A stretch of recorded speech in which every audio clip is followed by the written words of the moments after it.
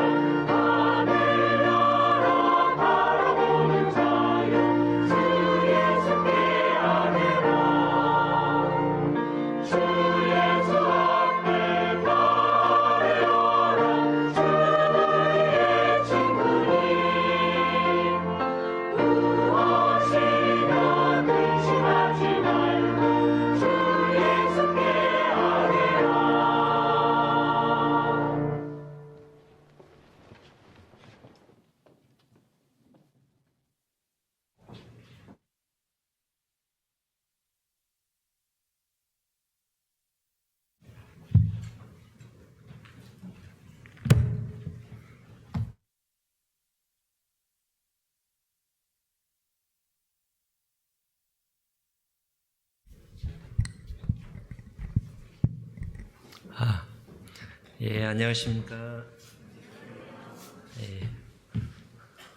이제 첫 달이 어제로 끝나고 올 두 번째 달이 시작이 되었네요.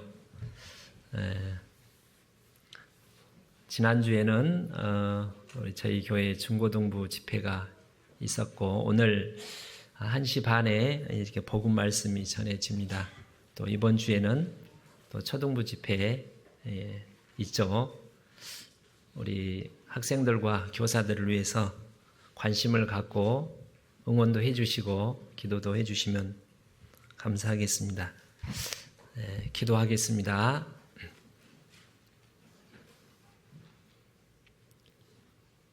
하나님, 우리 아버지 하나님, 가장 높고 거룩하시며 전능하신 하나님께서 이 낮고 천하고 죄악으로 가득 찬 이 악한 세상에 우리와 같은 몸을 입고 오셔서 우리의 모든 고통을 다 담당하시고 죄악을 짊어지시고 수치를 다 받으시고 그 보배로운 피를 다 흘려주심으로 우리 죄를 영원히 깨끗게 씻겨주신 그로 말미암아 우리를 구원하시고 하나님 자녀 삼아주신 그 크고 놀라운 은혜를 인하여 감사와 찬송과 영광을 우리 아버지 하나님께만 올립니다. 날마다 주님의 은혜 가운데 보살핌 가운데 하루하루를 살게 해주신 하나님 감사합니다. 또한 이 헛된 없어질 세상에서 썩지 않고 쇠하지 아니하는 영원하고 완전한 우리 주님이 받게 되실 영광에 함께 참여하게 하기 위하여 우리에게 하나님의 귀한 우리 주님의 영원한 복음을 전할 수 있는 기회와 여건 주셔서 그 일을 계속해서 감당하게 해주심에 감사합니다. 오늘도 저희들 하나님 말씀 앞에 함께 앉아 있습니다.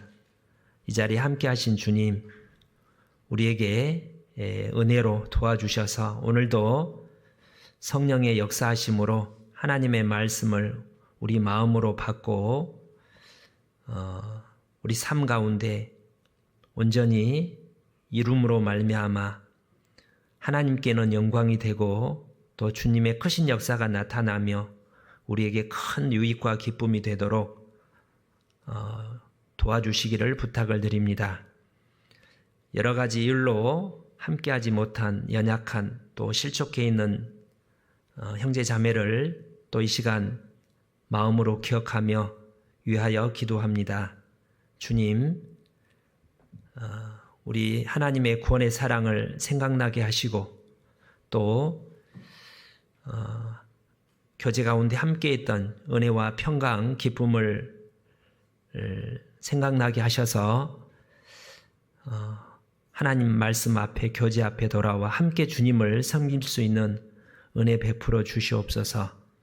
해외에서 복음을 전하시는 선교사님들과 함께 동역하시는 분들 하나님께서 더욱 힘주셔서 하나님을 더욱 담대히 의지하게 하시고 하나님의 공급하시는 능력과 은혜로 모든 하나님의 선한 뜻을 능히 이룰 수 있도록 도와주옵소서. 끝까지 모든 것을 전능하신 주의 말씀과 우리 가운데 함께 하시며 두루 역사하시는 성령의 은혜 가운데 부탁을 드립니다.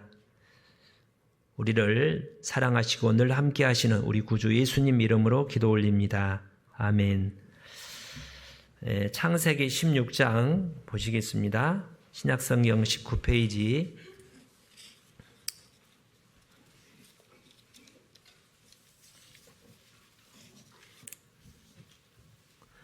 창세기 16장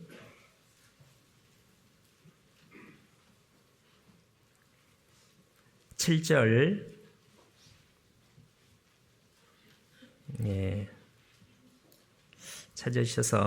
찾으시면 제가 읽어 올리겠습니다. 7절입니다. 16장 7절.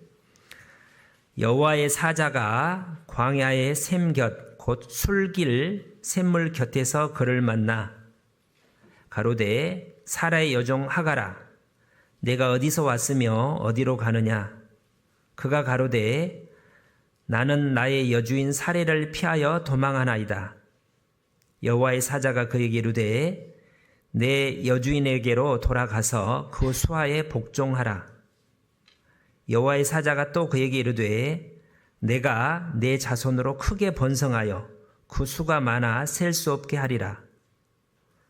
여호와의 사자가 또 그에게 이르되 내가 잉태하였은즉 아들을 낳으리니 그 이름을 이스마엘이라 하라.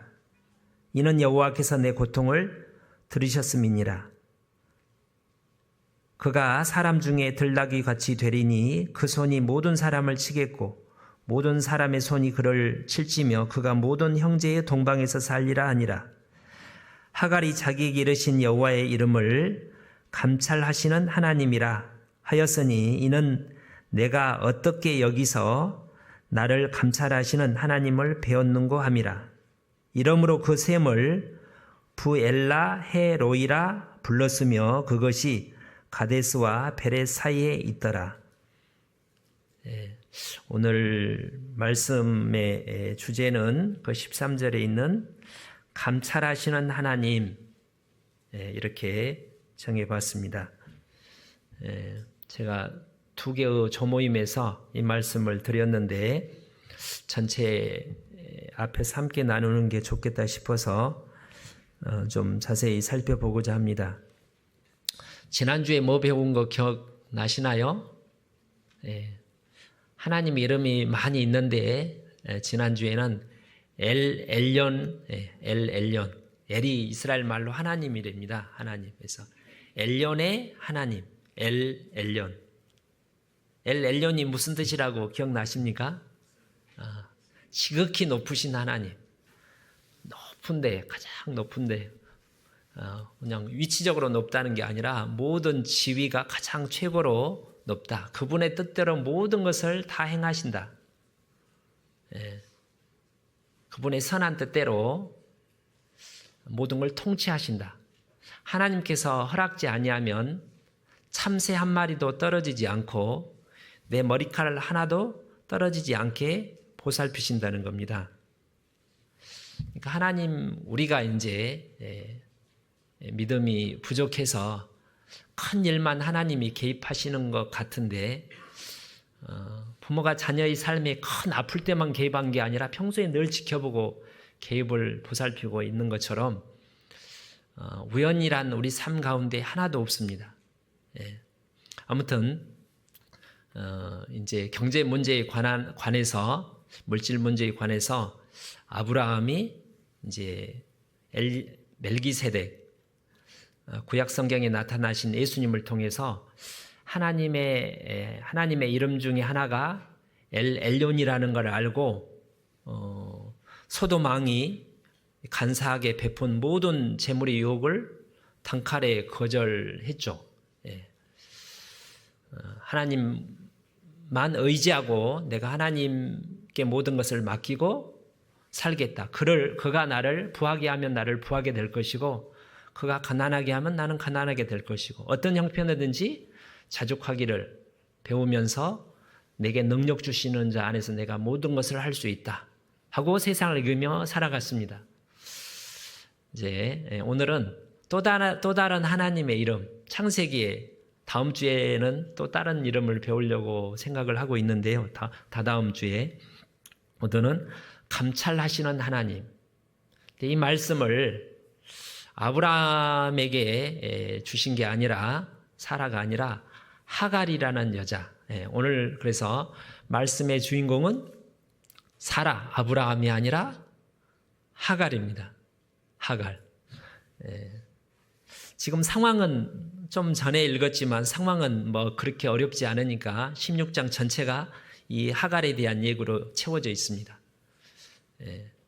한 장에 나왔는데 성경이 한 장에 전체를 기록한 것은 결코 작은 사건은 아니죠.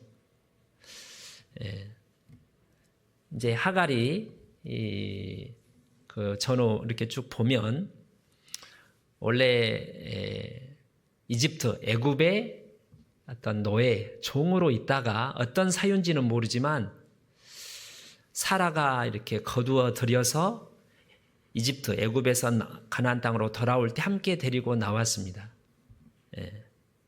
그리고 이제 시간이 지난 뒤에 하나님이 아브라함과 사라에게 자식을 분명히 주신다고 약속을 했는데 10년이 지나도록 왜 자식이 없지? 사라가 얘기하죠. 당신이 더 늙기 전에 어서 다른 아내를 취해서 이제 첩을 취해서 작은 마누라를 옛날에 취해서 후사를 이읍시다. 그럽시다. 해가지고 준 사람이 이제 하갈이었습니다. 이때 하갈의 나이가 제 기억으로 막 3, 40대는 아니고 20대 중반쯤 되지 않을까 싶어요. 아직 한참 20대 초반이나. 그래서 이제 아브라함의 이스마엘을 낳게 되는데 아브라함의 아이를 잉태하는데 그때부터 태도가 싹 달라졌습니다. 그래서 자기 주인이었던 사라를 멸시하고 말도 안 듣고 하다가 이제 사라가 열받아서 이제 아브라함의 허락을 얻어서 막 이제 원래 위치로 돌려준 것뿐만 아니라 심하게 학대해가지고 하갈이 견디다 못해서 도망갔다는 거예요. 도망가는 상황에서 이제 나타난 일입니다. 보통 저도 이번에 이제 성경을 읽다가 보통 우리가 성경이나 뭐 성경뿐만 아니라 영화나 뭐 소설, 드라마를 보면 우리를 주인공과 이렇게 자신을 이입시키는 경우가 대부분이죠. 그러잖아요. 이렇게 주인공하고 자기를 연관을 시켜서 대입을 시켜가지고 감정이입을 시켜가지고 주인공 응원을 해요. 이 창세기의 12장부터 25장까지 주인공은 아브라함이니까 내가 아브라함처럼 생각을 하고 사라처럼 생각하는데 뭐 그럴 수도 있죠. 근데 실제로는 우리가 하갈에 더 가깝습니다.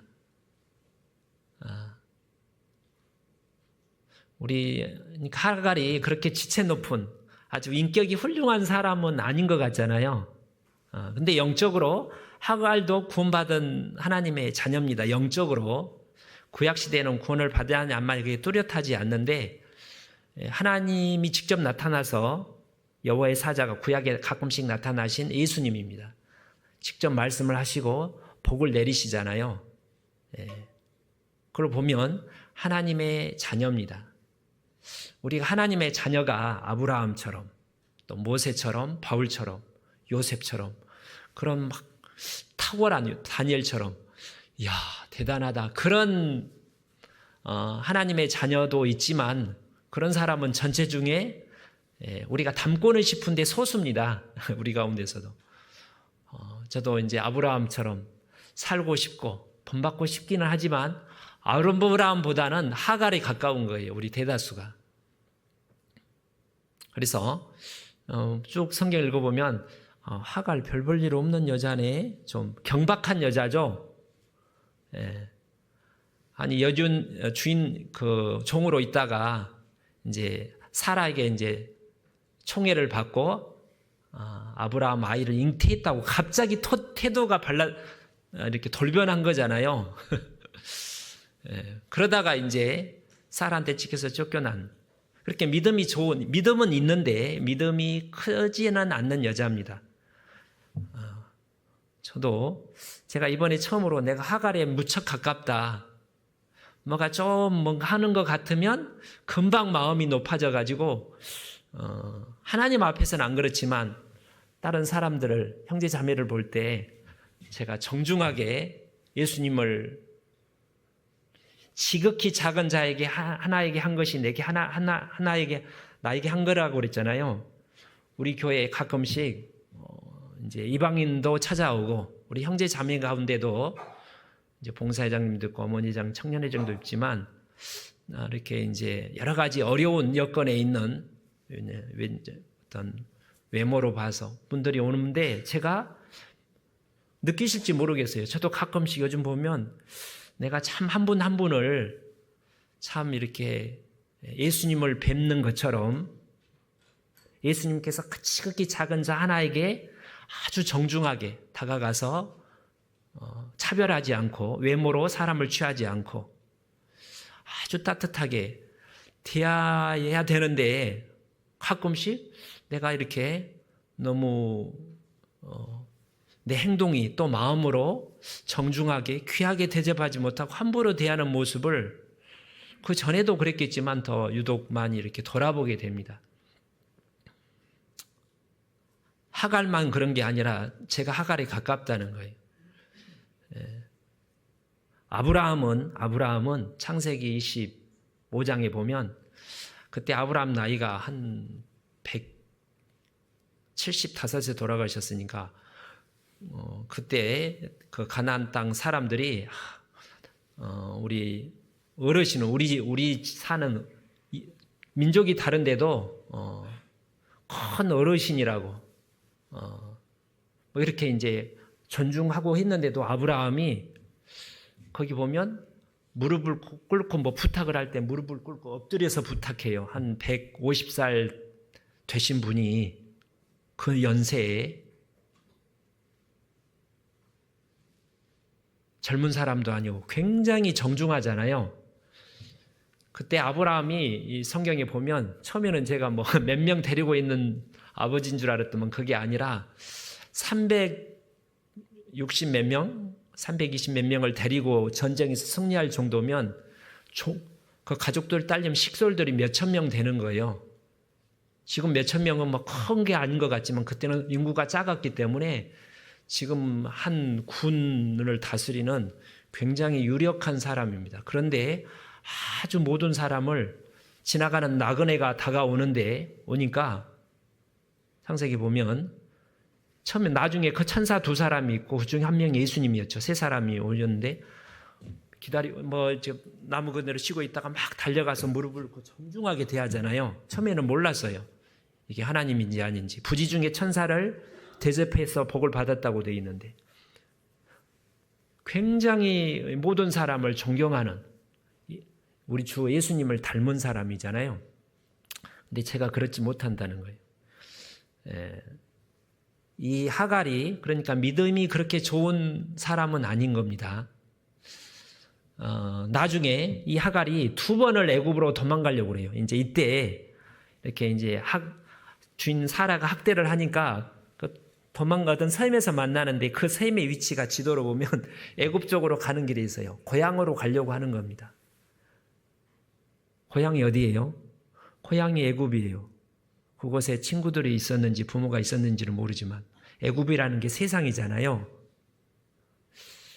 마귀가 다스리는 세상으로 가려다가 하나님이 붙잡으신 거예요. 나중에 이제 하나님의 명령으로 다시 이제 하갈하고 그 아들 이스마엘을 내어 보낼 때 그때도 이제 길을 잃고 방황했는데 애굽 쪽으로 가다가 하나님이 이제 부르게 됩니다. 그러니까 그렇게 믿음이 좋은 여자는 아닌 겁니다. 나중에 이스마엘이 장성한 뒤에 며느리를 얻었는데 애굽 여자를 또 며느리로 삼아요. 그럼 믿음이 있는 게 아니죠. 그리고 이때도 하갈이 막 간절하게 하나님 도와주세요 부르짖은 게 아니라 하나님 예수님이 나타나신 거잖아요. 그 창세기 21장에 아들 데리고 방황하다가 길을 걷고 방황하다가 방성대공할 때도 하나님을 보고 간절히 구한 게 아니고 펑펑 울고 아이고 내 진세하고 울고 있었어요. 그러니까 우리가 힘들 때 우리도 머리로는 하나님 의지한다는 거 아는데 아이고 하고 막 방황하고 좌절하고 울고 그런 우리 자신들이 대부분이 하갈에 가깝다는 거예요. 그래서 하갈을 앞으로는 마음으로 무슨 변변치 않은 하자는 여잔가 보다 이렇게 생각하지 말고 하나님이 사랑하는 귀한 여자인 거예요. 자, 그 하갈에 대해서 배워보도록 하겠습니다. 자, 사연은 그렇습니다. 7절에 여호와의 사자가 광야의 샘 곁 곧 술길 샘물 곁에서 그를 만나. 이제 애굽으로 도망가는 중에 임신한 상태죠. 임신이 뭐 3개월 했는지 5개월 했는지는 모르지만 배가 부른 상태에서 혼자 이렇게 이제 도망가고 있는데 이제 이렇게 가다가 우물가에서 쉬고 있는데 이걸 보니까 꼭 마치 사마리아 우물가에서 예수님이 그 여인을 만나서 구원하시기 위해서 오신 예수님이라는 생각이 얼핏 들었습니다. 아무튼 만나서 이제 하갈한테 했던 말이 8절의 말입니다. 가로되 사라의 여종 하갈아 내가 어디서 왔으며 어디로 가느냐 물어보는 거예요. 뭐 하나님이 몰라서 물어본 건 아니죠. 예. 이 여호와 사자가 구약에 가끔씩 나타나는 예수님입니다. 하나님입니다. 내가 어디서 왔으며 어디로 가느냐.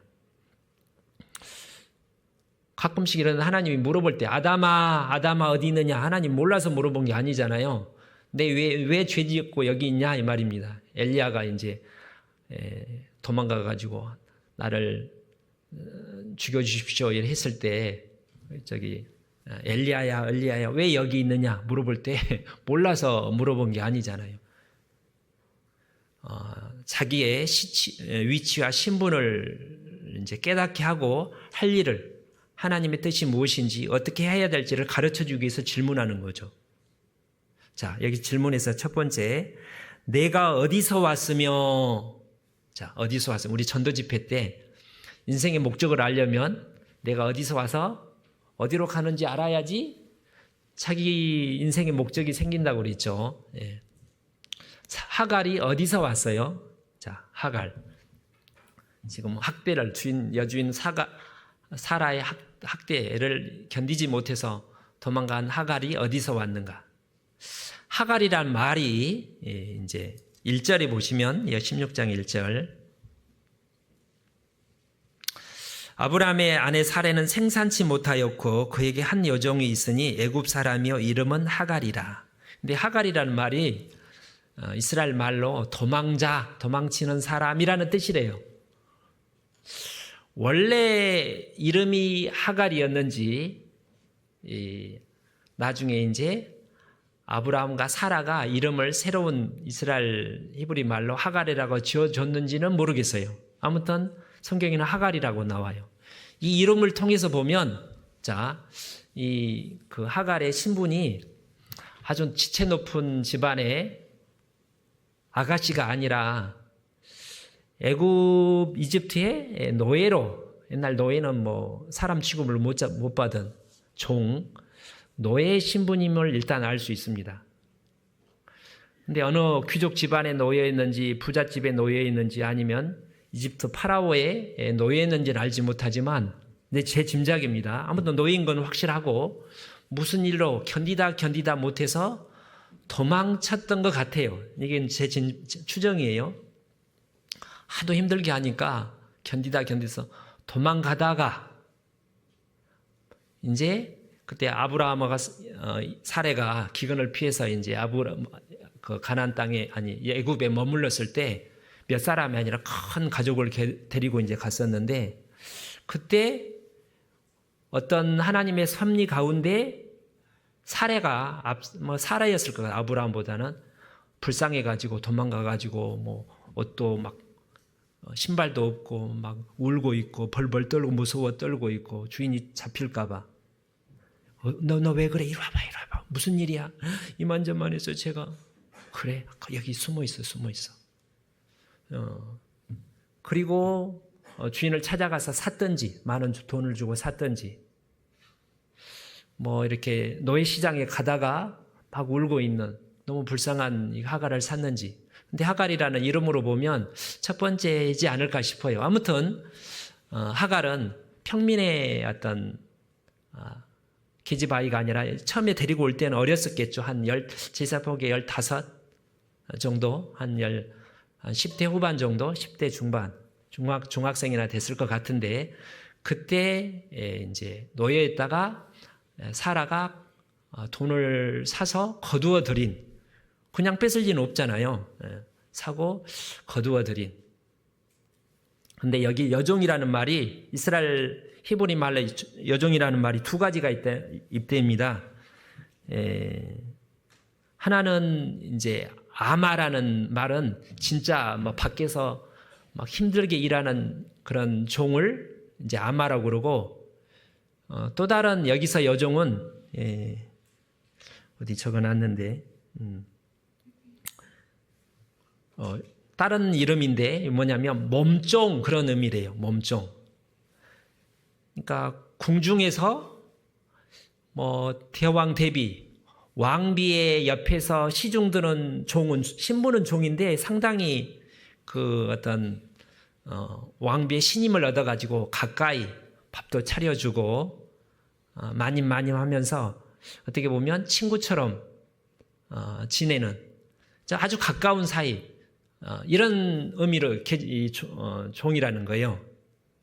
그러니까 사라가 이제 자식이 없으니까 내 생각에 노예였지만 아마 이렇게 똑똑하기도 하고 영민하기도 하고 좀 이렇게 좀 사람이 댐댐이가 괜찮다 싶어가지고 거둬들여가지고 가까이 두면서 딸처럼 됐을지, 사라가 아주 인격적인 여자이기 때문에 불쌍하기도 하고 뭔가 맡기고, 굳은 일 밖에 있는 거는 이제 일반 종한테 시키고, 자기 밥 먹을 때도 같이 먹고 뭐 얘기도 하고, 사라가 외로울 거 아니에요. 그렇게 가까이 지내면서 종으로 삼았던. 그러니까 이제 이 하갈은 우리 사라가 생명의 주인이죠. 자기를 구원해 준 돈으로 사서. 그리고 자기가 비참하게 사는데 지금은 아주 그 부잣집 딸처럼 그렇게 불편함 없이 살다가 이제 하갈이 자기 남편 아브라함 후사를 잇기 위해서 한 여자를 추천해야 되는데 많은 여자들이 있었을 텐데 하갈을 특별히 선택을 한 겁니다. 그거는 하갈을 신이 맺기 때문에 가능했다고 생각해요. 아무나 재미 뽑은 게 아니라 그래도 하갈이라면 나하고 이제 아주 가까운 사이고 총이하는 사이니까 딴 생각 안 하고 내 말 잘 듣고 낳아서 이렇게 잘 키워주겠지 해서 하갈을 선택했을 텐데, 그리고 남편 아브라함의 추천을 한 거잖아요. 그것도 은혜죠. 아브라함이 큰 족장인데 아브라함의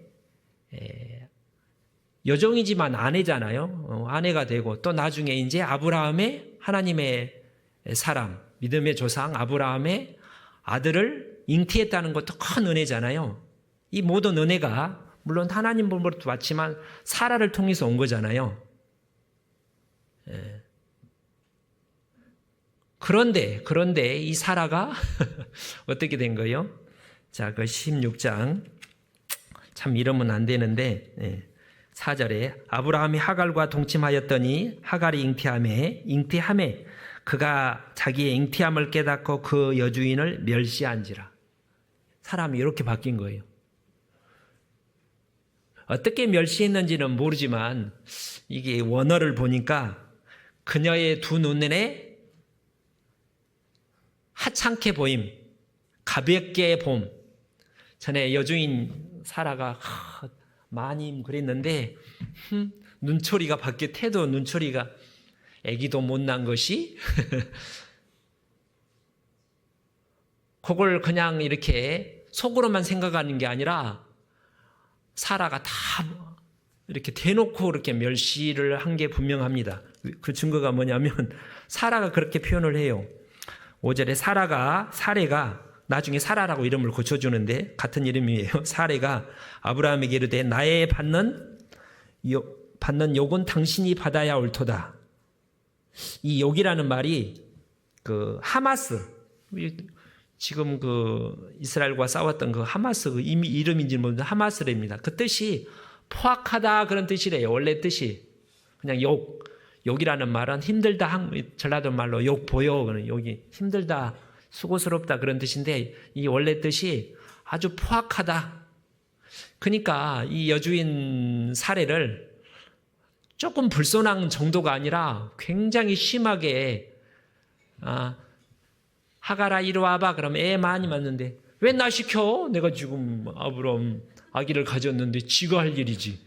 나를 뭘로 보고. 뭐 궁중 드라마 보면 이제 왕의 총애를 얻어가지고 어떤 그 궁녀가 임신을 해가지고 왕비가 다른 아들이 있으면 그렇게 못하는데 왕비가 아들이 없는데 이제 후사를 왕비가 되면 갑자기 이제 막 바뀌는 경우가 있잖아요. 그렇게 포악하게 굴었다는 거예요. 그러니까 사라가 열 받을 만하죠.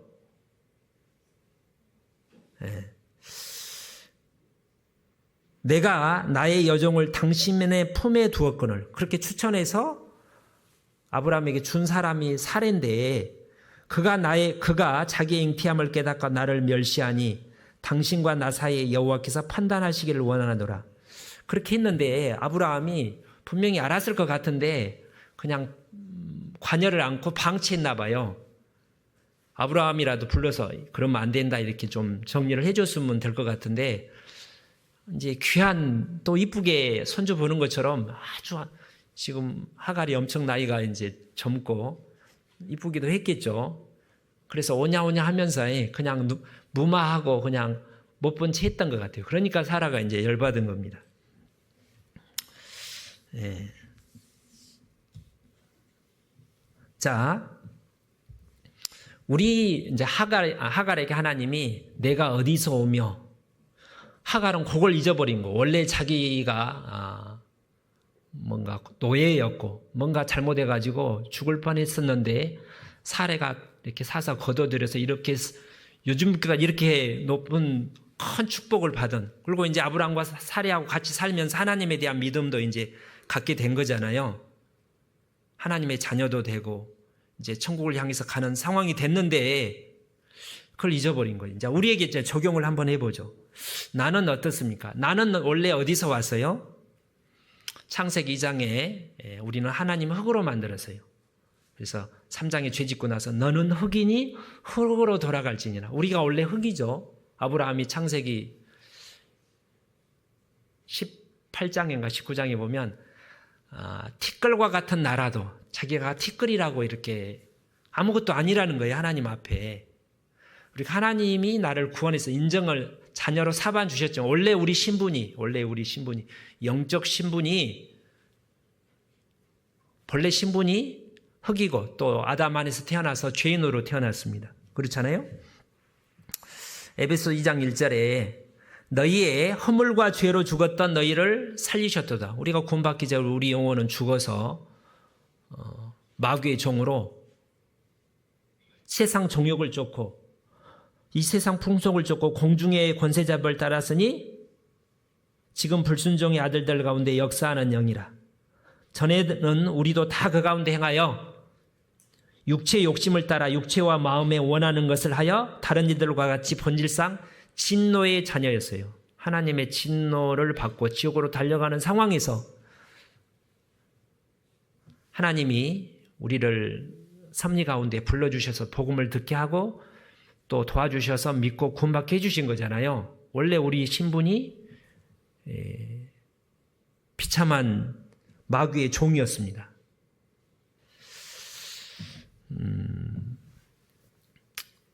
여호수아에서는 스가랴서에서는 이런 말씀이 있어요. 대제사장 여호수아가 이제 더러운 옷을 입고 하나님 앞에 있는데 그때 하나님이 그래요.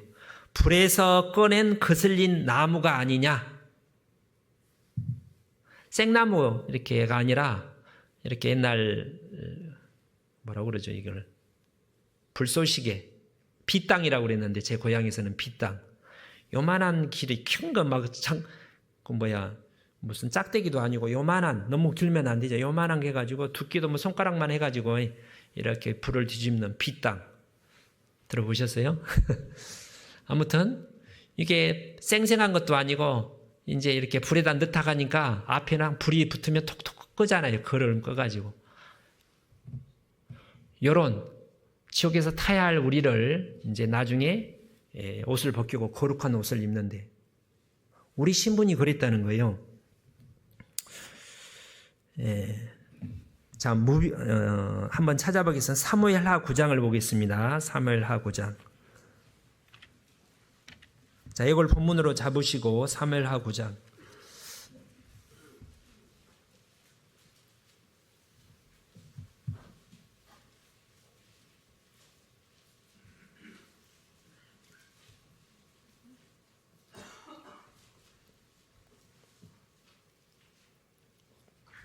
(6절) 9장 6절.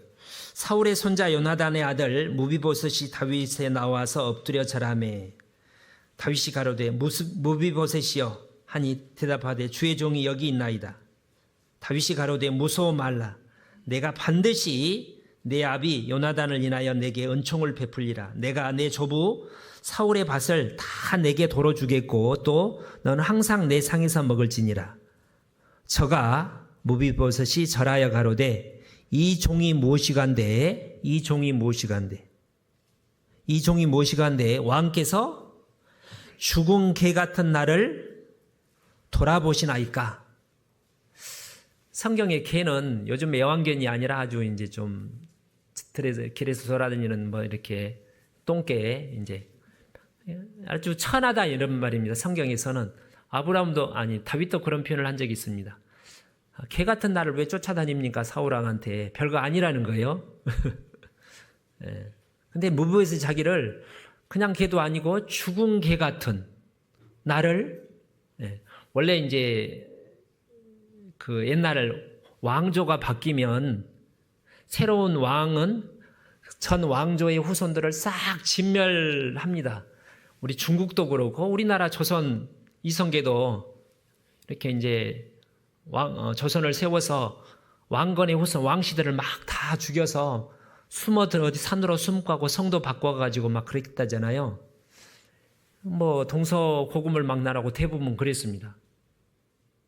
사자들도 이제 사자끼리 싸움하다가 이제 어떤 새로운 사자가 이기면 그 전 숫사자를 통해서 난 새끼들을 다 물어 죽인대잖아요. 이게 자연의 냉혹한 섭리죠. 후환을 없애버리는 거잖아요. 그러니까 사울이 다윗을 그렇게 핍박하고 그러다가 이제 전쟁통에 죽어서 망했는데 무엇이 생각할 때는 다윗이 자기를 찾을 때는 나를 이제 죽이려고 벌 주려고 이렇게 무서웠을 텐데 의외로 이제 다윗이 불러가지고 은혜를 베풀려고. 그 이유는 자기 친구, 그처럼 자기를 아끼고 도와주던 지금은 죽었던 요나단 때문에 그 아들을 이제 자기 아들처럼 거두려고. 나중에 실제로 무브베셋을 자기 왕자처럼 한 상에서 왕의 상에서 같이 먹이는 거예요. 무브베셋이 이렇게 이제 어릴 적에 어디 도망가다가 넘어져 가지고 이렇게 쩔뚝거렸다고 그러잖아요. 무브베셋은 자기를 죽은 개 같은, 이게 영적으로 이 다윗이 하나님이고 우리는 원래 우리 왕 마귀를 사단을 영적으로 쫓아며 충성하던 그래서 하나님께 심판을 받아 마땅할 우리인데 요나단을 인해서 다윗이 무브베셋을 은혜를 베푼 것처럼 예수님의 구원의 은혜를 통해서 우리를 죄를 용서하고 하나님 자녀 삼아 주셔서 지금 하나님 상에서 밥을 먹고 있는 거예요. 말씀의 밥을. 하나님과 함께. 대단한 은혜잖아요. 나중에 무브베셋은 끝까지 그 은혜를 잊지 않아요. 그죠? 다윗이 도망갈 때도 자기 종이 자기를 속여가서 남았는데 돌아올 때까지 수염도 안 깎고 목욕도 안 하고 아주 검소하게 기다리면서 살았다고 돼 있어요. 이게 본래 모습이잖아요. 우리가 하나님 앞에 죽은 개 같은 불에서 꺼낸 거슬린 막대기 같은 그런 우리였는데 우리가 이제 구원받고 이렇게 신앙생활을 하다 보면 그걸 잊어버린다는 거예요. 제가 막 구원받고 나서 친구들을 만났을 때 속으로 내가 하나님 자녀인데 나 그것도 모르고 이것들이 이런 생각을 전도할 때 한 적이 있어요. 나를 무시하면 기분 안 좋게 생각하고. 근데 우리가 뭐 직장에서나 집에서나 교회 내에서도 이제 뭐 내가 청년 회장이 됐다, 어머니 회장이 됐다, 뭐 직분을 받았다고 쳐봐요. 집사님이 됐다. 아무튼 하면 이제 주님을 위해서 봉사도 하고 뭔가 일을 하면 하나님의 은혜를 받아가지고 하나님이 높여주면 이제 바울 사도는 모든 작은 자 중에 지극히 작은 자 나에게 이런 마음을 이렇게 무비베셋 같은 마음을 가져야 되는데 그걸 금방 까먹고 내가 누군데 나를 몰라보고 내가 누구예요? 죽은 개 같은 나를 구원해 주신 하나님의 은혜로 그걸 몰라보고 함부로 좀 밖으로 표현할 수도 있고 안 표현하다 마음으로 그런 생각을 제가 갖는 걸 깜짝 놀랐어요. 이번에 보면서 제 자신이 제가 이걸 하면서 내 자신 나하고 똑같네. 이 하갈처럼 되지 말아야지 이런 생각을 가졌다는 겁니다. 다시 본문에 보시면 본문에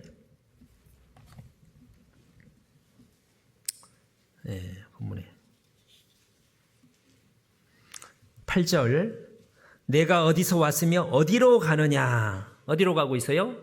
그 앞에 이제 7절에 이 샘물 이름이 애굽 쪽에 있는 샘 입니다. 그래서 애굽으로 가고 있는 거예요.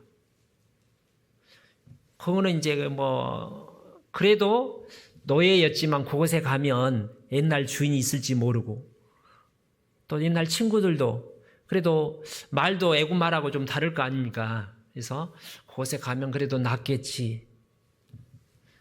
이게 애굽이라는 게 아브라함한테도 애굽으로 가지 말라고, 이삭한테도 애굽으로 가지 말라고.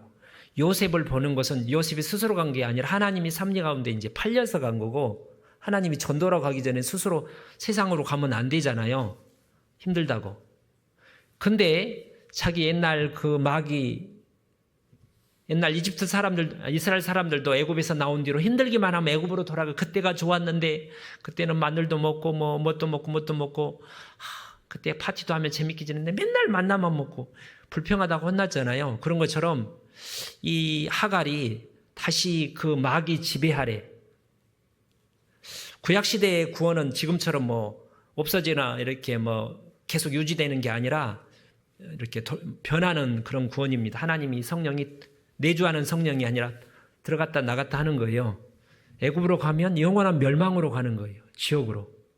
다시 마귀의 지배 아래 가는 거예요. 힘들다고. 너 옛날에 하나님 몰랐을 때는 뭐 그렇다 치고 이 가짜 우상들, 너를 사랑하지 않고 너를 속이는, 부리다가 지옥으로 꼴가는 그 소굴로 너 지금 들어가는 게 맞냐? 이렇게 하나님이 물어보는 거죠. 예.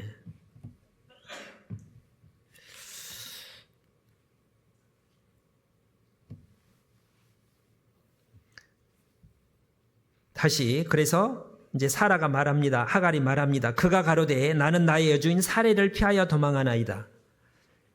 이제 변명을 하는 거예요. 여기 말은 없지만 우리 주인 사레가요, 나를 얼마나, 내가 뭐 가고 싶어서 간 게 아니라, 가고 싶어서 간 건 아니죠. 하갈도 가기는 싫었는데 너무너무 힘들고 견디다 못해서 결국 도망친 거예요. 거기 이제 6절에 보면 사레가 나중에 이제 하갈을 학대했다고 돼 있어요. 이 학대라는 말을 또 원어로 보니까 혹독하게 다룸, 압박함, 천하게 대함. 그러니까 사라가 이제 원래 위치로 해서 이제 자네는 너는 하지 마, 여기 쉬고 있어, 애기 조심해야지, 잘 이렇게 막 따뜻하게 잘 딸처럼, 친정년 딸처럼 대해주다가 이제 굳은 일 시키고, 아이고 힘들, 그거 가지고 막 뭐 하고요, 엄청 이제 복수를 한 거죠. 여기 잘했다는 게 아니라 이제 사라가 열받아 가지고, 하나님 물론 허락하셨다고 생각이 드는데 얼마나 힘들었으면. 근데 자기 그래도 남편 아브라함이 아이 너무 그러지 마, 불러가지고 좀만 참아, 이런 얘기도 없었나 봐요. 그냥 보는데 본체만치 하고. 그래서 자기도 이제 참고 참다가 도저히 힘들어서 이렇게 제가 도망가고 있습니다. 대체 얼마나 힘든지 하나님 모르십니까? 제가요, 말도 마세요. 우리 여주인이 저를, 아브라함이 번체만치하고 너무너무 힘든 얘기를 쭉 하는 거예요. 그럴만하다. 그런 게 아니라 9절에 여호와의 사자가, 예수님께서 구약에 나타난 예수님입니다. 그에게 이르되 내 여주인에게로 돌아가서 그 수하에 복종하라. 그래, 내가 혼내주마. 그런 게 아니라 뭐라고 그랬어요? 에게 돌아가라는 거예요. 막 학대를 하는데도요, 그 수하에 복종하라. 자, 이 지금 사라의 학대가 물론 복음을 전하다가 어떤 예수님이, 하나님 이름 때문에 고난을 받는 게 아니라, 어떻게 보면 이게 엄밀한, 냉정하게 보면 이게 징계입니다. 직장에서 주임 사장님 말 잘 안 듣고 잘 공경하고 열심히 해야 되는데 뭐 이렇게 딴짓하면서 사장님 뭐 시키면 왜 그 저를 시켜요 하고 막 대들고, 그래가지고 이제 사장님이 이제 내쫓든지 아니면 한직으로 보내면, 월급을 깎으면 그게 복음 때문에 고난받는 거예요. 자기가 잘못해서 징계받는 거잖아요. 베드로전서 2장에는 죄로 인하여 고난받지 말라고 돼 있어요. 지금 어떻게 보면 이거는 하갈 입장에서 하나님 입장에서는 징계인데, 너 여주인 네가 이제 애기 잉태했다고 함부로 대해가지고 까불다가 교만해져서 가지고 함부로 대하다가 네 신분 위치를 잊고 있어 교만하게 행하니까 그렇게 된 거 아니냐. 돌아가라는 거예요. 다시 네 본분을, 원래 신분을 기억하고 힘들더라도 참고 주인 여주인 사라 말을 다 들으라는 거예요. 힘들게 하더라도. 베드로전서 2장에 주인이 까다로운 짓을 하더라도 주인을 섬기는, 예수님을 섬기는 것처럼 잘 섬기라고 돼 있죠. 시어머니가 까다롭든지 남편이 까다롭든지 사장님이 까다롭든지, 좋은 사장도 있고 좋은 시어머니도 있지만 나쁜 시어머니도 있을 수 있는 거죠. 섬기라는, 하나님이 정한 위치에 있으니까. 그러잖아요.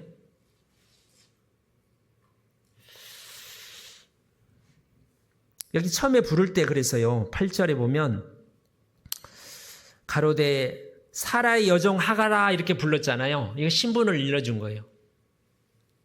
너 신분을 까먹고 잊어먹고 네 마음대로 함부로 하다가 지금 그렇게 된 거 아니냐. 사라의 여종 하가라. 그래서 내 여주인에게로 돌아가서 말을 잘 들어라. 여기 고린도 전서를 한번 보겠습니다. 고린도 전서 7장. 고린도 전서 7장 17절입니다.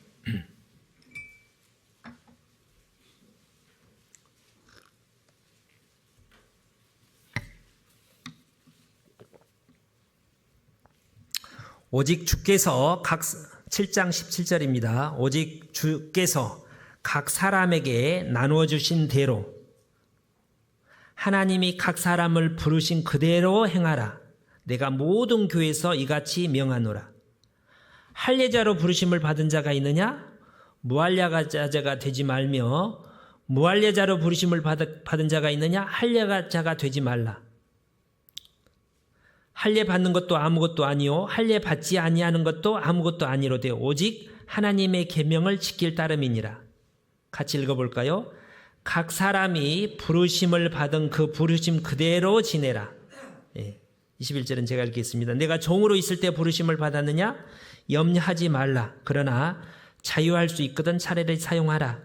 주 안에서 부르심을 받은 자는 종이라도 주께 속한 자유자요. 이와 같이 자유자로 있을 때 부르심을 받은 자는 그리스도의 종이니라.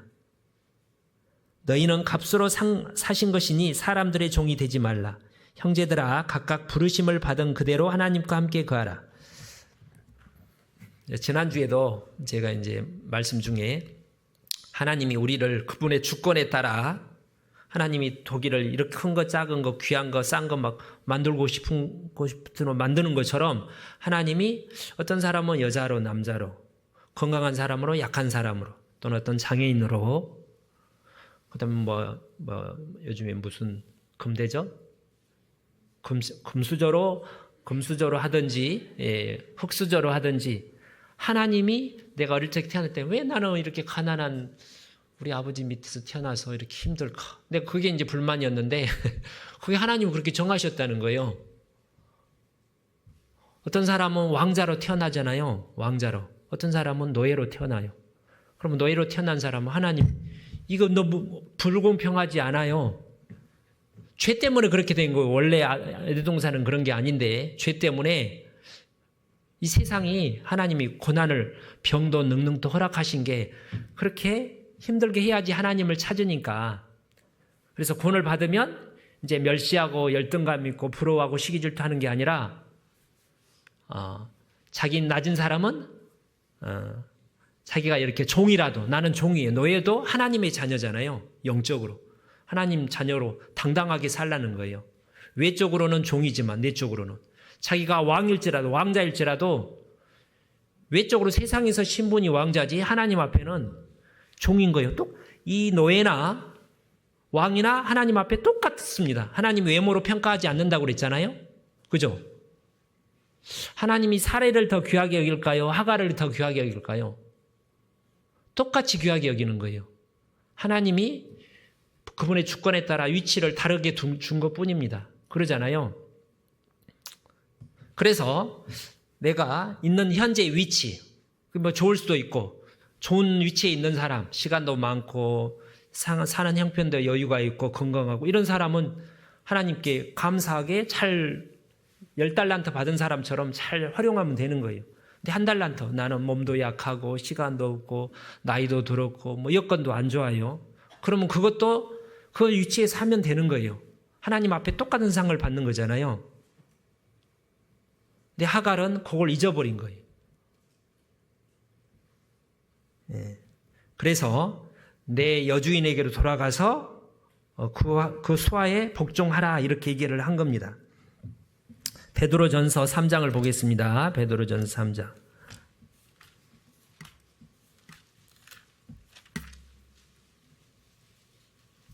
2장이네요. 2장 18절.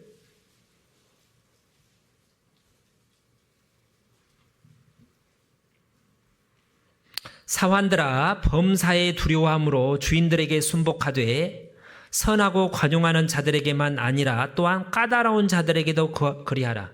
직장 생활에서, 꼭 직장이 아니라 또 뭐 가정에서, 동네에서 뭐 이제 억울한 사연을 당하더라도 이렇게 원망하지 말고, 하나님이 왜 나는 종으로 태어나고 힘들게 해요?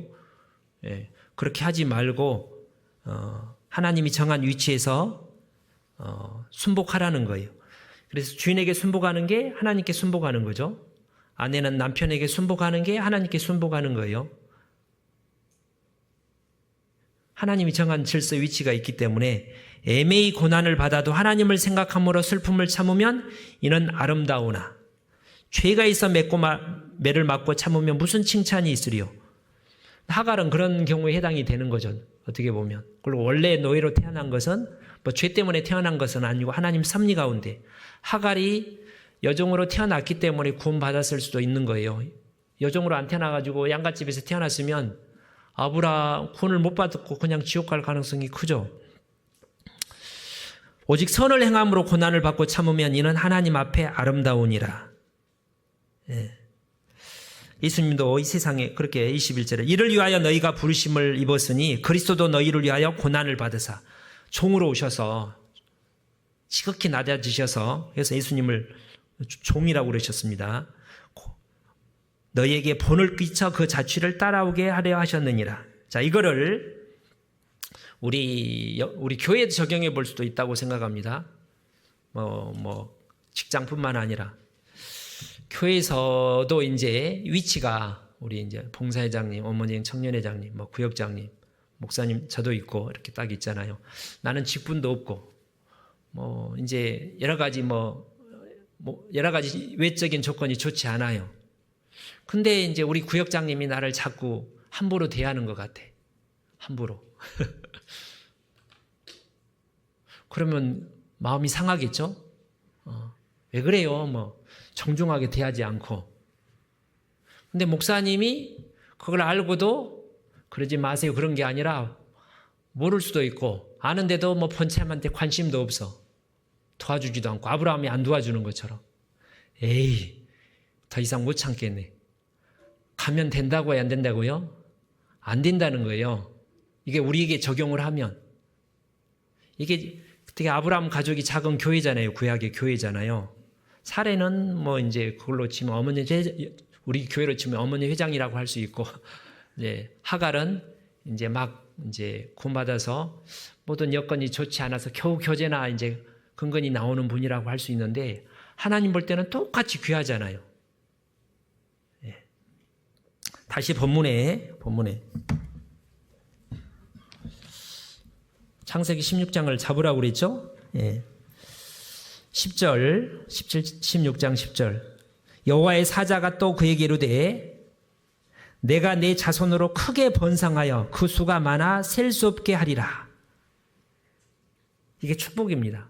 실제로 창세기 이제 그 25장에 보면 이스마엘을 통해서 12방백들이 12아들을 낳은데, 야곱처럼 12아들을 낳았는데 그 아들들이 다 안 죽고, 옛날에는 태어나도 많이 죽을 텐데 안 죽고 다 유력한 족장들이 됐다는 거예요. 그러니까 이스마엘이 굉장히 외적으로 이렇게 성공을 한 겁니다. 엄청난 세력을 가지게 된 거예요. 육적으로 뿐만 아니라 영적으로도 아브라함이 이 이스마엘이 축복을 받아요. 창세기 21장에 보면 한번 볼까요? 창세기 21장에 보면 창세기 21장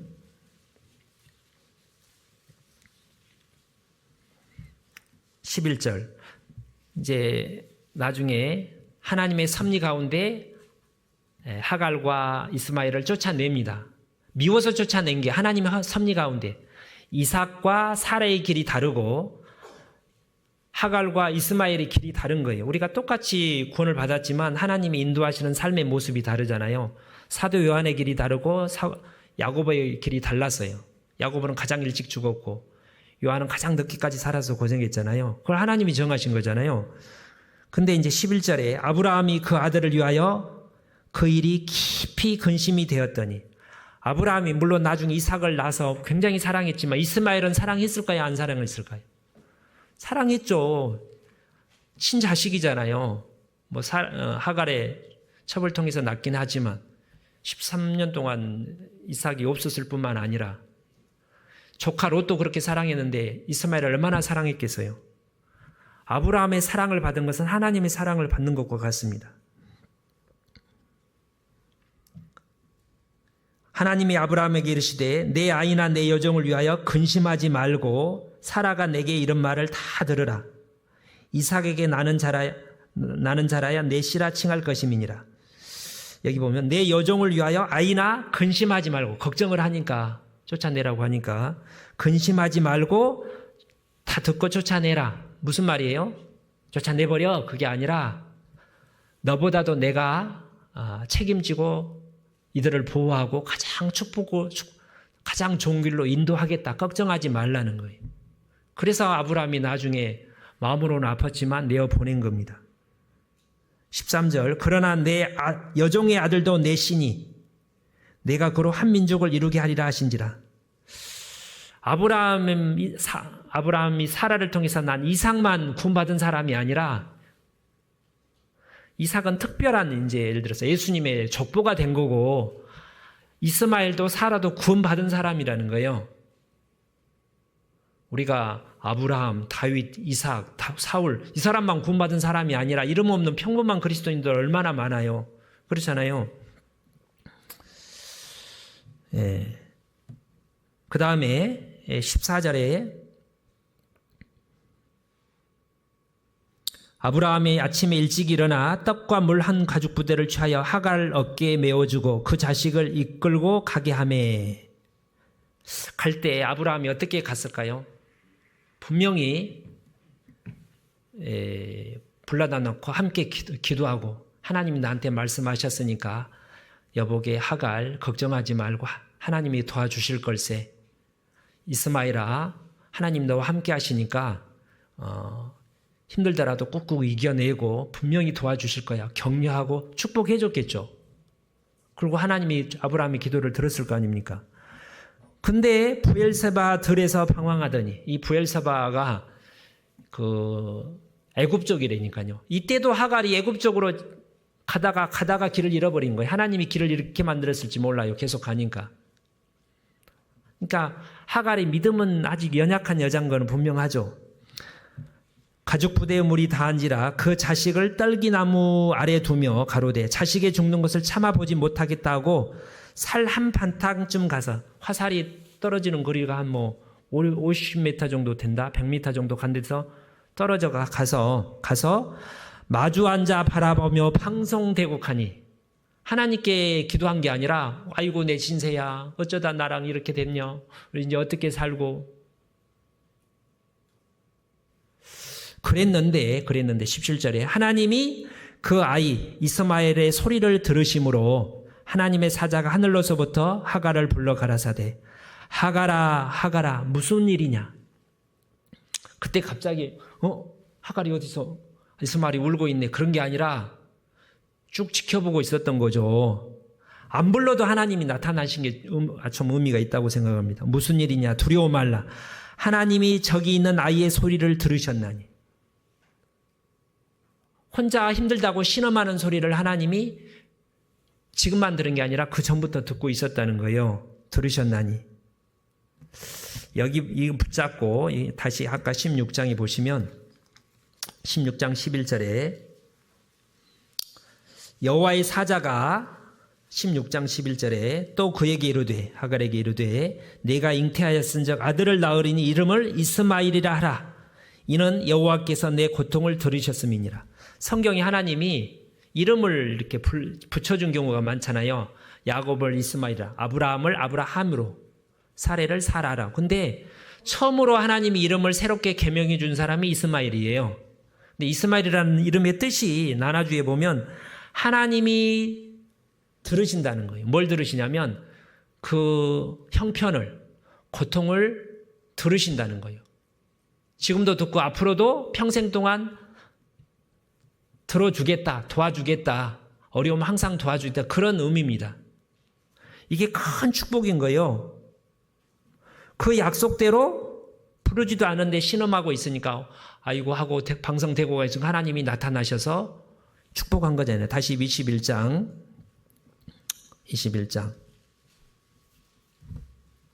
18절. 네. 자, 다시 여기 18절 보기 전에 죄송합니다. 여기 이제 다시 16장하고 21장을 보는데 이제 여기 아까 9절을 봤는데요. 한 10절. 여호와의 사자가 그에게 이르되 내가 내 자손으로 크게 번성하여 그 수가 많아 셀 수 없게 하리라. 이게 축복인데 이제 조건이 하나 붙였어요. 어떻게 하면요? 내 여주인 하갈에게, 사라에게 돌아가서 그 수하에 복종하면 그 복을 받는다는 거예요. 너는 내 안에 거하라. 가나안 땅에 머물러야지. 아브라함, 이삭, 야곱이 축복을 받잖아요. 애굽으로 갔다가 죽을 뻔하죠. 포도나무 비유 아시죠? 너희는 나는 나무요, 나는 포도나무, 너무는 가지니 너는 내 안에 거하라. 너희가 내 안에 가면 나도 너희 안에 거하리라. 열매를 많이 맺나니. 그랬잖아요. 사라가 하나님이 정한 때 보내기 전까지는 힘들어도 아브라함과 함께 하시는 하나님, 이 교회 가운데 머물러야 된다는 거예요. 그러면 이런 축복을 받게 된다는 거예요. 그렇죠? 다시 21장 18절에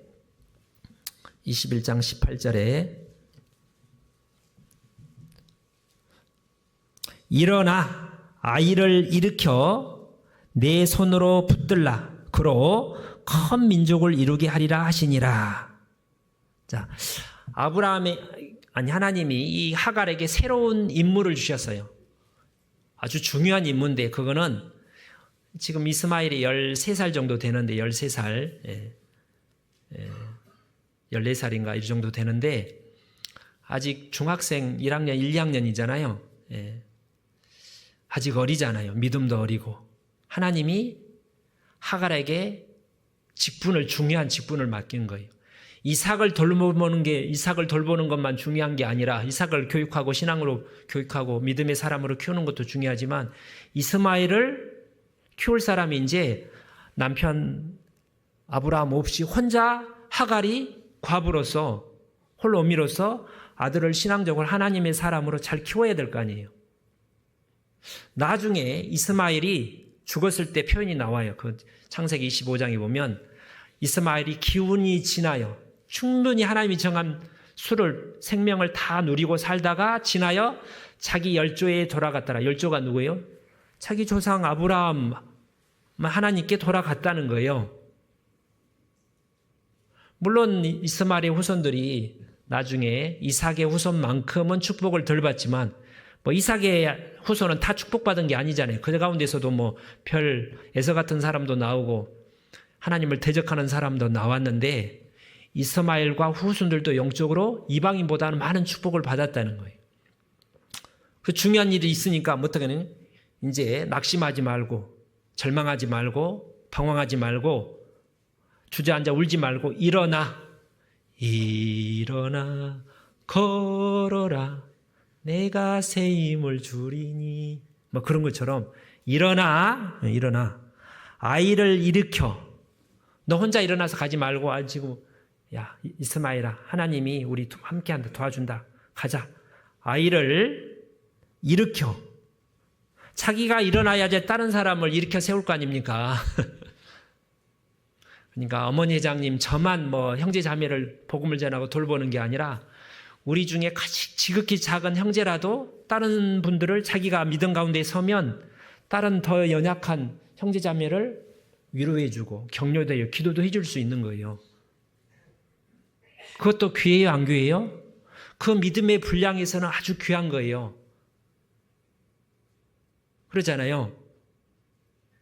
근데 한 달란트 받은 사람의 특징이 내가 뭐 받은 게 별로 없는데 그게 아니라 일어나 아이를 일으켜 내 손으로 붙들라. 그리고 하나님의 사람으로 잘 도와주고 양육해가지고 하나님의 뜻을 이루라. 이때는 하나님이 사라의 여종 하가라 이렇게 안 불렀어요. 그랬잖아요. 네, 하가라 그럼 불렀어요.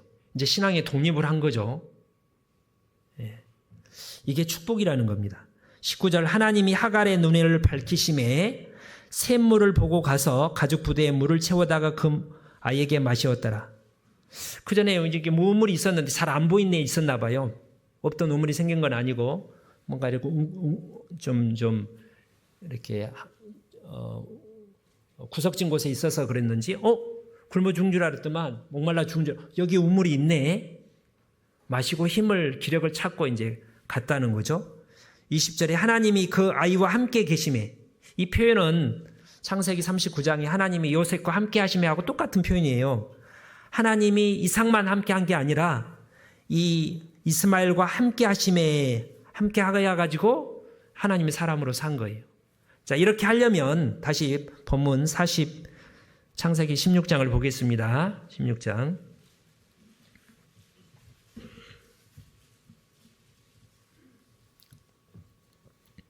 13절. 16장 13절. 하갈이 자기에게 이르신 여호와의 이름을 감찰하시는 하나님이라 하였으니 이는 내가 어떻게 여기서 나를 감찰하시는 하나님을 배웠는가 함이라. 이때 하갈이 깨달은 거예요. 하나님이 감찰하시는 하나님, 지극히 높으신 하나님이 엘련이라고 그랬는데 이스라엘 말로 외워도 좋으시고 감찰한단 말은 관심을 갖고 지켜보다, 주목하여 보다, 힐끔 보다가 아니라 자세히 지켜본다는 뜻입니다. 그래서 지켜보다는 말이 감찰한다는 말이 로이래요. 로이. 우리 교회 로이 있죠. 엘로이 감찰하시는 하나님. 우리가 하나님의 이름을 배운다는 것은 하나님을 안다는 거예요. 하나님이 하나님이 함께 하시는 하나님이네. 치료의 하나님이네. 여호와 이레의 하나님이네. 임마누엘 하나님이네. 여기서 경험적으로 깨닫는 거예요. 지식적으로 여호와 이름이 엘yon 감찰하신 하나님 그게 아니라 정말 그렇구나. 내가 이 감찰하신 하나님을 의지하고 살아야 되겠다. 그전에도 믿음이 있었지만 더 큰 믿음이 생긴 거죠.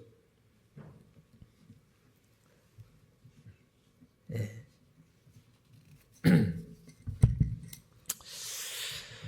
시편 9편에 여호와여 주의 이름을 아는 자는 주를 의지하오리니 이는 주를 찾는 자들을 버리지 아니하십니다. 주의 이름을 알면 하나님이 누군지 그분이 어떤 분인지 그분의 사랑과 능력과 공의를 인자를 알면 알수록 하나님을 의지해야 되고 힘있게 살 수 있는 거예요. 다니엘서 11장에 오직 자기의 하나님을 아는 백성은 강하여 용맹을 발하리라. 기둥같이 담대한 마음을 아는 만큼. 그래서 우리가 성경을 배우는 이유는 읽고 듣는 이유는 하나님을 알기 위해서 근데 그걸 체험하려면 우리 삶 가운데 체험을 하는 거예요. 사례가 이런 고난이 없었다면 자기가 이제 지은 벌로서 이제 지은 죄 때문에 벌을 받은 거긴 하냐, 일종의 징계긴 하지만 그걸 통해서도, 근데도 하나님이, 예수님이 나타나셨잖아요. 예수님이 나타나신 곳이 어디예요? 그 샘물 물가였어요. 봐봐요. 여기 보면 13절에 내가 어떻게 여기서 나를 감찰하시는 하나님을 배웠노. 그냥 본 게 아니라 내가 누구예요? 원래 종이었다가 사라의 은혜도 모르고 함부로 까물고 사라한테 대들다가 벌 받아서 도망가는 나. 그리고 또 세상 가면 안 된 줄 알면서 아이고 어떻게 살아야 돼, 목숨을 붙여야 되고 애굽으로 도망가고 있는 나. 그 힘들어도 하나님께 부르짖을지도 모르는 나. 이런 나예요. 이런 내가 어떻게 여기서 이 우물 곁에서 하나님을 만났는 것. 하갈이 하나님을 찾아간 게 아니라 하나님이 하갈한테 찾아온 거예요. 친히 사람의 몸을 입고. 사마리아 여인에게 예수님이 통과하면서 그 무더운 찾아간 것처럼, 우연히 지나가 찾아간 것처럼, 사르밧 과부가 시돈 땅에서 이방 우상 숭배하면서 남편도 죽고 아이 하나 데리고 굶어 죽고 있을 때 하나님이 엘리야를 보냈잖아요. 하갈을 구원하려고 보낸 거예요. 아니, 하갈이 아니라 사르밧 과부를 구원하려고. 그러잖아요. 나 같은 하나님 앞에 나 같은 믿음도 없고 변변치 않은 나를 하나님이 관심을 갖고 사랑한다는 거죠.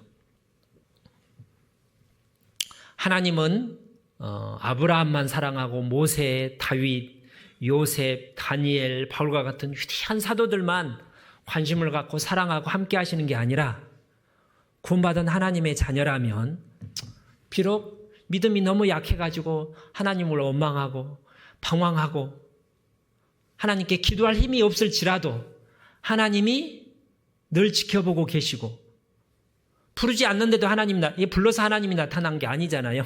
그잖아요. 가면 안 돼. 찾아가서 붙드는 거예요. 가면 안 된다. 너 가면, 세상으로 가면 네 아들 어떻게 해? 그럼 이스마엘은 세상에 살다가 이제 우상 숭배하다가 죽어서 지옥 갈 거 아닙니까? 그러면 안 된다. 붙드는 거예요. 은혜로. 타이른 거죠. 힘을 주고 격려를 하는 거잖아요.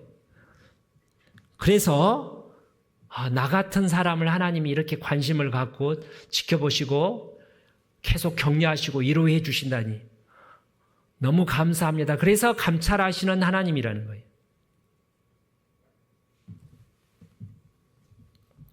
이사야 40장을 보겠습니다. 이사야 40장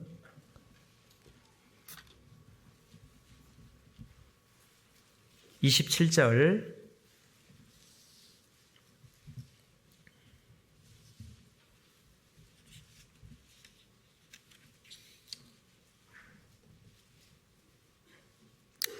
야곱아 내가 어찌하여 말하며 이스라엘아 내가 어찌하여 이르기를 내 사정은 여호와께 숨겨졌으며 내 억울한 형편 힘든 사정을 하나님이 모르시는가 봐.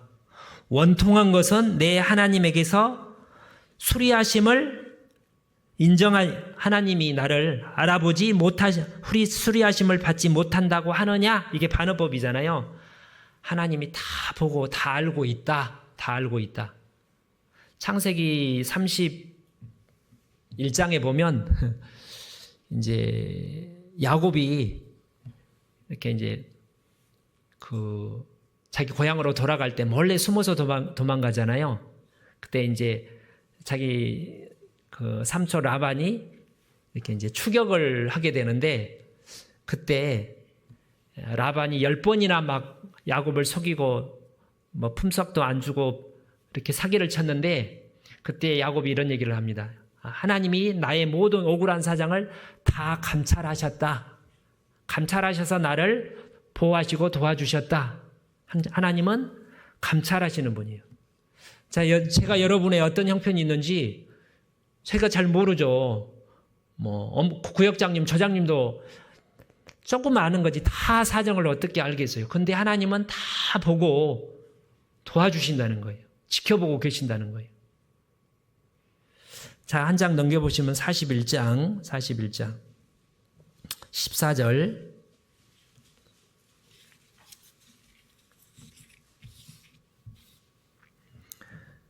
같이 읽어볼까요?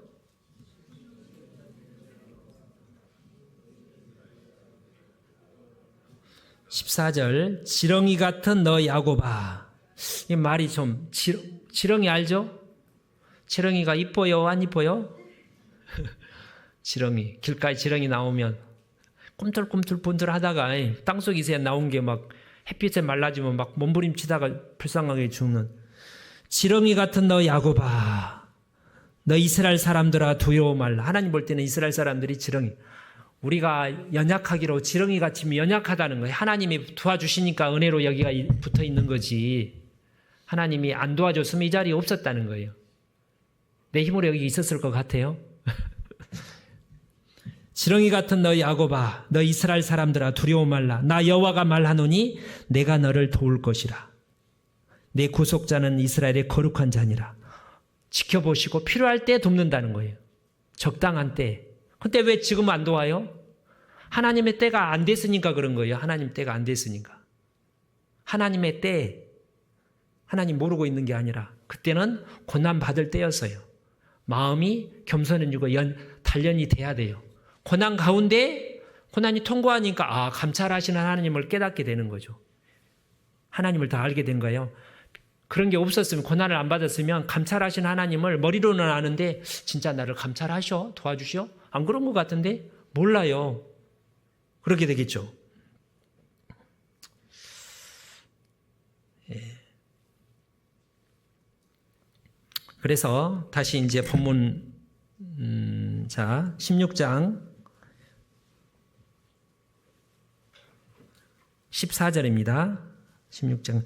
이러므로 그 샘을 부엘라에로이라 불렀으며 그것이 가데스와 베레 사이에 있었다. 이 부가요, 베르가 우물이고 엘이 하나님이고 라이가 살아있는, 로이가 보고 있는, 살아있는 하나님께서 지켜보시는,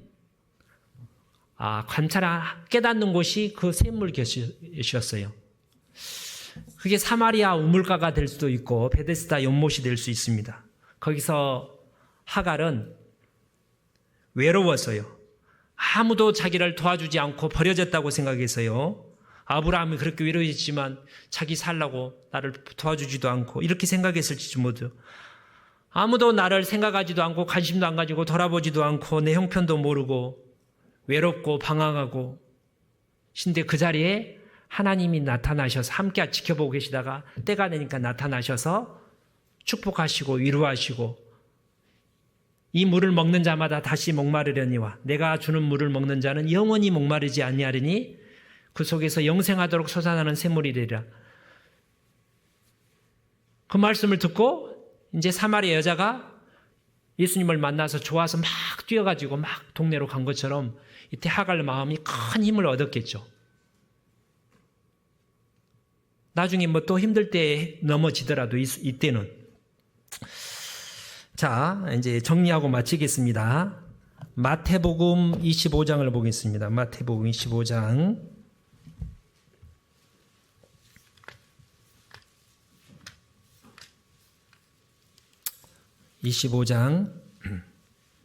31절. 마태복음 25장 31절, 신약성경 44페이지입니다. 인자가 자기 영광으로 모든 천사와 함께 올 때 자기 영광의 보좌에 앉으리니 모든 민족을 그 앞에 모으고 각각 분별하기를, 목자가 양과 염소를 분별하는 것 같이 하여 양은 그 오른편에 염소는 왼편에 두리라. 그때 임금이, 하나님입니다, 그 오른편에 있는 자들에게 이르되 내 아버지께 복받을 자들이여 나와 창세로부터 너희를 위하여 예비된 나라를 상속하라. 내가 줄일 때, 예수님이 줄일 때 너희가 먹을 것을 주었고 목마를 때 마시게 하였고 나그네 되었을 때 영접하였고 벗었을 때 옷을 입혔고 병들었을 때 돌아보았고 옥에 갇혔을 때 와서 보았느니라. 이에 의인들이 대답하여 가로되, 오른쪽에 있던 양들이죠. 주여, 우리가 어느 때 주의 줄이신 것을 보고 공개하였으며 목마르신 것을 보고 마시게 하였나이까? 어느 때에 나그네 되신 것을 영접하였으며 벗으신 것을 보고 옷 입혔나이까? 어느 때에 병든 것이나 옥에 갇히신 것을 보고 가서 배었나이까 하리니, 임금이 대답하여 가라사대, 내가 진실로 너희에게 이르노니, 같이 읽어보겠습니다. 너희가 여기 내 형제 중에 지극히 작은 자 하나에게 한 것이 곧 내게 한 것이니라 하시고. 제가 좀 길게 읽었는데요. 마지막으로 아까 우리가 사례보다는 하갈에 가깝다고 그랬죠. 우리의 믿음이 아브라함만큼 이삭만큼 그런 믿음이 그렇게 이제 목표를 잡고 쫓아가는 건 좋은데 아직 아브라함 마음의 믿음을 우리는 못 가져요. 이삭만큼. 사라가 90살에 믿음으로 잉태하는 힘을 얻었는데 경수도 끊어졌을 때 우리는 그런 믿음이 없잖아요. 실은 우리는 하갈에 가깝다는 거예요. 그렇죠? 이런 변변치 않은, 외적으로 보면 변변치 않은, 큼에 주목받지 않는 그런 사람이지만 하나님이 감찰하신다는 거죠. 관심을 갖고 사랑하고 축복하고 도와주고. 그게 이제 고맙다는 거예요. 하나님의 은혜가 고맙네요. 그런데 이제 마지막으로 제가 이제 이런 생각이 들었어요. 그러면 그런 생각을 하면 감사가 되고 위로가 되고 힘이 나는 거예요. 나도 내 형편에서 현재 위치에서 불평 원망하지 않고 최선을 다해서 항상 기뻐한 범사에 가면서 힘차게 살아야지, 이런 생각을 하는데, 하나님은 하갈을 그렇게 귀히 여겼는데, 그러면 나는요, 나는 하나님은 이렇게 하갈에게 나타났는데, 이 하갈이 하나님이 안 나타나면 누가 하나님이 돼야 되는 거예요? 예수님이? 내가 그 예수님의 역할을 해야 된다는 거예요. 그러지 않겠어요? 예수님은 나를 통해서 우리 가운데 어쩌면 옷 벗은 사람 없지만 옷이 없는 사람, 병든 사람, 육체적으로 육체적인 병도 신앙에 병든 사람, 그래서 교제도 못 나온 사람, 불평불만하는 사람, 이 죄악의 감옥에 갇혀가지고 누구를 미워하면 영적인 감옥에 갇히는 거예요. 옥에 갇혀 있는 거, 영적으로 사단의 포로가 돼가지고 구원을 받았는데 신음하고 있는 사람, 먹을 것도 마실 것도, 성경을 스스로 먹을지도 모르고 하나님의 은혜를 공급받을지도 모르는 사람, 그렇게 연약한 사람, 육체적으로, 외적으로, 영적으로, 그런 사람들을 하나님이 사랑한대. 하나님이 네가 나의 사랑으로, 말씀으로 인하여 네가 그 일을 하라고 우리한테 맡겼다는 거예요. 그래서 한번 생각해 봐요. 나는 어머니 회장님, 청년회장, 봉사회장이든지 나는 지극히 믿음도 변변치 않지만, 내세울 것도 없지만 내 주변을 돌아보며, 나도 구역장님을 저를 위해서 기도할 수도 있는 거죠. 저도 연약한 부분이 많고 너무나 쉽게 무너지고, 주변을 돌아보면서 그런 분들을 전화도 한번 하고, 자매님이 요즘 어떻게 지내요? 우리 차 한잔 마셔요? 리모티콘도 보내주고, 요즘 무슨 선물 보낸 것도 있잖아요. 아무튼 편지를 쓰든지 문자를 보내든지 전화를 하든지 만나서 따뜻한, 얼마나 힘들어요 자매님, 따뜻한 기도하고 있어요. 이게 이제 만나는 거예요. 여기 있는 자 중에 지극히 작은 자 하나에게 한 것이 내게 한 건데, 그럼 하나님이 상을 갚아주는 거예요. 근데 우리 눈에는 앞장서 열심히 일하는 사람만 보여. 그런 사람들만 다 잘하는 것 같아. 외적으로 좋은 조건을 갖춘 사람만 잘 대하고 그러면 안 된다는 거예요. 제가 그런 경향이 있다는 걸 아까 처음에 말씀드렸죠. 마태복음 18장에 성경 복음서 여러 군데 제자들이 누가 크냐 싸우고 있을 때 누가 크냐 다툴지 뭐 예수님 돌아가시기 그 앞날까지 싸웠어요. 예수님이 어린아이들을 데려다 놓고 안으시면서 이 어린아이 하나를 영접하는 것이 지극히 작은 자, 연약하고 사람들한테 관심 멸시받고 인정을 못 받는 하나를 영접하는 것이 나를 영접하는 것이고 나를 영접하는 것이 아버지를 영접하는 거라고 그랬어요. 이 작은 자 하나를 실족시키는 게 하나님께 벌 받는다고 그랬어요. 연자맷돌을 다리에 묶어가지고 바다에 던지는 것보다 나으니라고 그랬잖아요. 반대로 그래서 여기 보면 14절부터는 왼편에 있는 염소, 저주를 받은 자들아 마귀와 그 사자들을 위하여 예비된 영영한 불에 들어가라. 42절에 내가 주릴 때 너희가 먹을 것을 주지 아니하였고 마실 때 마시게 아니하였고 쭉 하니까 나중에 언제 그랬어요? 나 예수님 그렇게 한 적 없는데. 45절에 이에 임금이 대답하여 가라사대 내가 진실로 너에게 이르노니 이 지극히 작은 자 하나에게 하지 아니한 것이 곧 내게 하지 아니한 것이니라 하시리니. 이거는 이방인들이 그러는 거예요. 이방인들은 외모로 판단해가지고 무시하잖아요. 잘 나가는 사람 대접한데 외적으로 좀 좋지 않은 환경에 있는 사람은 만나지도 않고 무시하고 그러죠. 구원 안 받으니까 그래요. 근데 구원 받은 우리가 이렇게 하면 안 될 거 아니냐는 거죠. 내가 너를 그렇게 하괄과 같은 불에서 꺼낸 그슬린 막대기 같은 죽은 개 같은 너를 예수님 은혜로 살려서 그렇게 존귀하게 대접하고 은혜로 이끌고 있는데 네가 그렇게 다른 사람이 그렇게 대하면 되겠냐. 그렇게 하나님이 말씀하시겠죠. 근데 이런 마음을 가지려면 늘 마음속에 내 마음속에 예수님이 왕으로 주인으로 계시다는 것을 잊지 않고 기억하고 늘 내 위치를 잊지 않고 하나님의 은혜를 기억할 때 그게 가능할 겁니다. 너희 마음에 그리스도를 주로 삼아 거룩하게 하고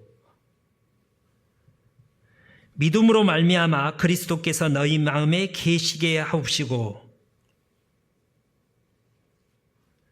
바울사도는 사도행전 20장에 모든 겸손과 눈물이며 유대인의 관계를 인하여 당한 시험을 참고 주님을 섬긴 것과 바울사도가 어떻게 주님을 직접 섬겼어요?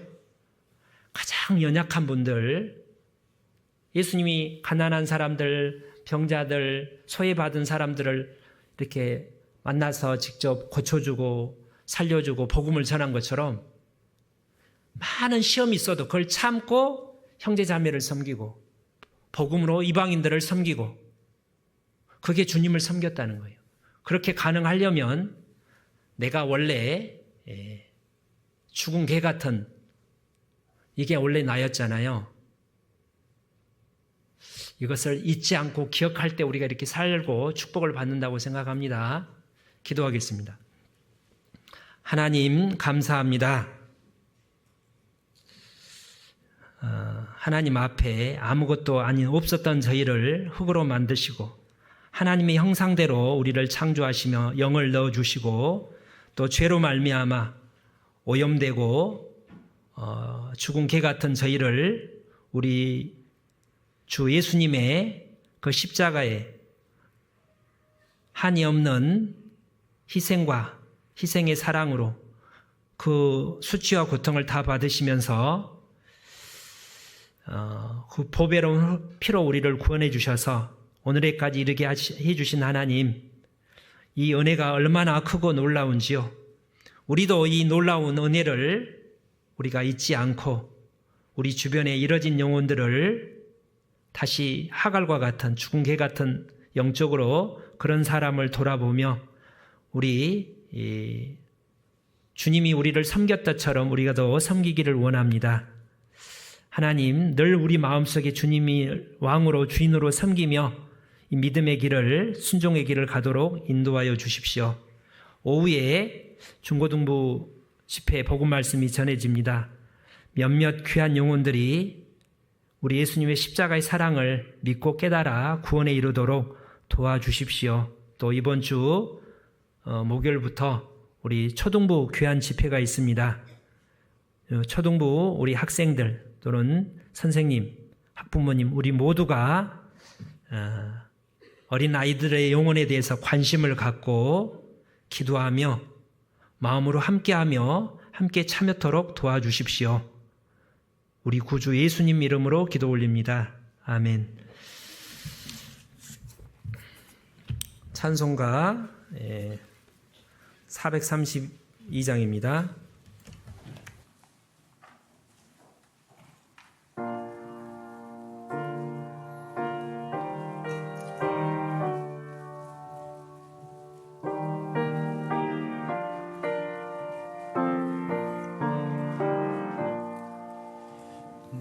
근심 걱정 말아라 주 너를 지키리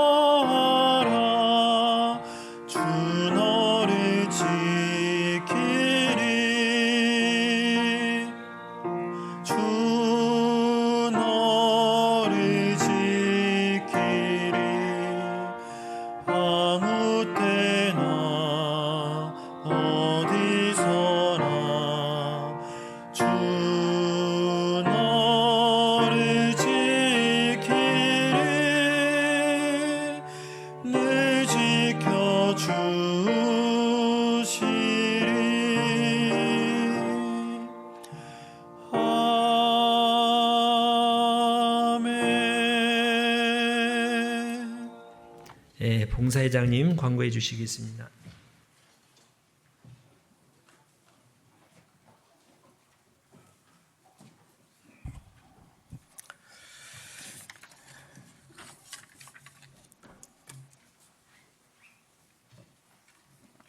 집회 안내입니다. 중고등부 성경 강연회가 목요일부터 진행되었습니다. 오늘 우리 중고등부에 그 학생들이 전도하고 있는 어린 영혼들이 몇 분 말씀 듣는 걸로 되어 있습니다. 같이 많이 기도해 주셨습니다. 오늘 복음이 증거됩니다.